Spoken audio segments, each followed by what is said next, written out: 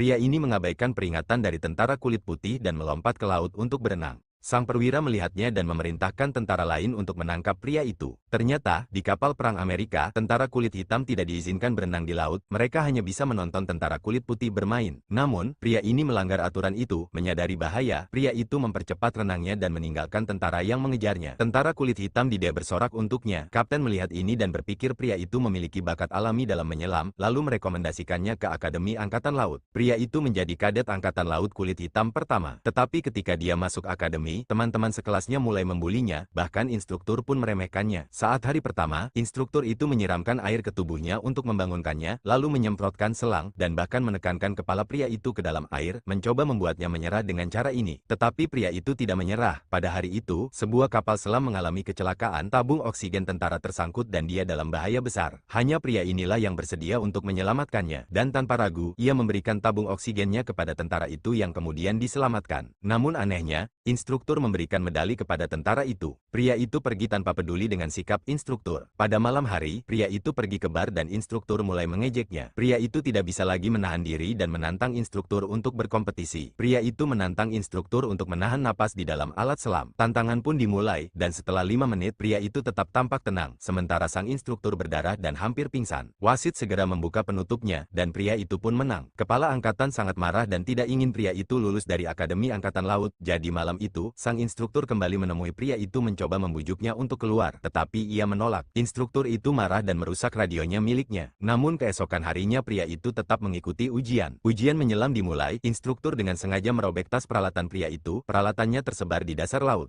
Segera, yang lain selesai dan naik, hanya pria itu yang masih mencari alat-alatnya hingga larut malam. Semua orang mengira pria itu tidak akan muncul. Mereka pun menarik tali pengaman, tetapi yang muncul adalah alat yang sudah dirakit. Akhirnya, setelah 10 jam, pria itu sampai ke pantai. Tubuhnya kedinginan dan kebiruan, pria itu pun lulus ujian dengan lancar. Saat dia hendak pergi, dia melihat radio yang sudah diperbaiki. Dia kemudian menyadari itu adalah permintaan maaf dari instruktur.